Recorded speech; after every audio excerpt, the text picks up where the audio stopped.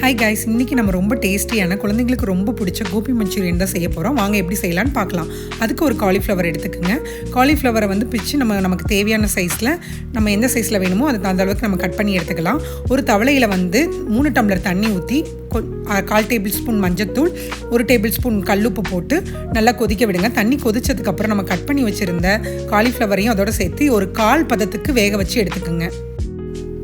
நல்லா 1/4 பதத்துக்கு வெந்ததுக்கப்புறம் எடுத்து வச்சுருங்க.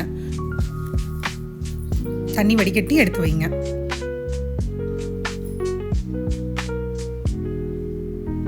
இஞ்சி பூண்டு பேஸ்ட்டு 1 டேபிள் ஸ்பூன் சேர்த்துக்கலாம். உப்பு சேர்த்துக்குங்க 1 டேபிள் ஸ்பூன். கார்ன்ஃப்ளவர் மாவு 2 டேபிள் ஸ்பூன் சேர்த்துக்கலாம். மைதா மாவு 2 டேபிள் ஸ்பூன் சேர்த்துக்குங்க. 1/2 table spoon pepper, 1 table spoon மிளகாய்த்தூள், ஒரு பாதி லெமனை சாறு புழிஞ்சிக்குங்க. நல்லா மிக்ஸ் பண்ணி விடுங்க. நல்லா அந்த மசாலா பவுடர்லாம் கார்ன்ஃப்ளவர் மாவுலாம் அந்த காலிஃப்ளவரில் விட்டுற நல்லா மிக்ஸ் பண்ணி விடுங்க. ஒரு 1/4 டம்ளர் தண்ணி வந்து நல்லா தெளித்து நல்லா மிக்ஸ் பண்ணி விடுங்க. அந்த மசாலாலாம் வந்து நல்லா காலிஃப்ளவரில் ஒட்டுற அளவுக்கு நல்லா மிக்ஸ் பண்ணி விடுங்க.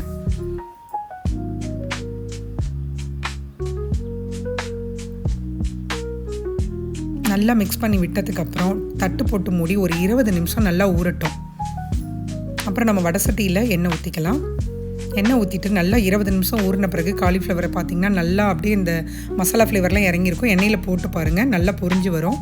நல்லா டீப் ஃப்ரை பண்ணி எடுத்துக்கலாம்.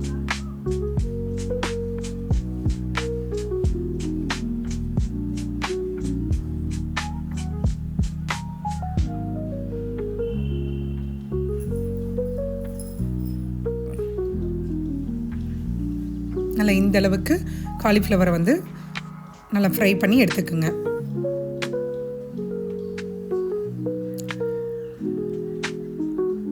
நம்ம மீதம் உள்ள காலிஃப்ளவரையும் பொரிச்சு எல்லாமே எடுத்துக்கலாம். நம்ம எல்லா காலிஃப்ளவரையும் பொரிச்சு எடுத்தாச்சு. இப்போ மஞ்சூரியன் மசாலாக்கு தேவையான வெங்காயம், கேப்சிகம், இஞ்சி பூண்டு எல்லாமே வந்து நறுக்கி எடுத்துக்கலாம். அதே வடை சட்டியில் வந்து எண்ணெய் 1 டேபிள் ஸ்பூன் ஊற்றி பொடிசான இருக்கிற பூண்டு, இஞ்சி சேர்த்துக்கலாம். சேர்த்து நான் வதக்கி விட்டுட்டு வெங்காயம், கேப்சிகம் நல்லா பட்டையாக அறுத்து வச்சுருந்தோம் இல்லைங்களா, அதையும் சேர்த்துக்கலாம். சேர்த்து நல்லா வதக்கி விடுங்க. நல்லா வதக்கி விட்டதுக்கப்புறம் 2 டேபிள் ஸ்பூன் வந்து சோயா சாஸ் சேர்த்துக்கலாம். 2 டேபிள் ஸ்பூன் வந்து சில்லி சாஸ் சேர்த்துங்க. 1 டேபிள் ஸ்பூன் வந்து கெச்சப் சேர்த்துங்க, டொமேட்டோ கெச்சப் சேர்த்துட்டு நல்லா வதக்கி விடுங்க. 1/2 டேபிள் ஸ்பூன் உப்பு சேர்த்துக்கலாம். 1/4 டேபிள் ஸ்பூன் பெப்பர், 1 கிளாஸ் தண்ணி ஊற்றி நல்லா வேக விடுங்க.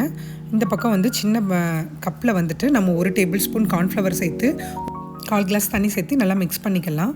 நம்ம கிரேவி நல்லா கொதிச்சு வந்ததுக்கப்புறம் நம்ம மிக்ஸ் பண்ணி வச்சுருந்த கார்ன்ஃப்ளவர் மாவையும் தண்ணியும் சேர்த்து நல்லா மிக்ஸ் பண்ணி விடுங்க. நல்லா கிரேவி திக்காகி வரும். திக்காகி வரும்போது நம்ம வந்து பொரிச்சு வச்சுருந்த காலிஃப்ளவரை இதோட சேர்த்துக்கலாம். சேர்த்துட்டு நமக்கு உப்பு வந்து டேஸ்ட்டுக்கு ஏற்ற அப்படி சேர்த்துக்குங்க. நான் ஒரு 1/4 டேபிள் ஸ்பூன் உப்பு சேர்த்துருக்கேன். சேர்த்துட்டு நல்லா மிக்ஸ் பண்ணி விடுங்க. நல்லா மிக்ஸ் பண்ணி விட்டதுக்கப்புறம் நம்ம வெங்காயத்தால் வந்து பொடி பொடியாக நறுக்கி வச்சுருக்கேன். நல்லா மேலாக தூவி நல்லா கலக்கி விட்டு சர்வ் பண்ணலாம். நமக்கு இப்போ சுவையான டேஸ்டியான கோபி மஞ்சூரியன் ரெடி.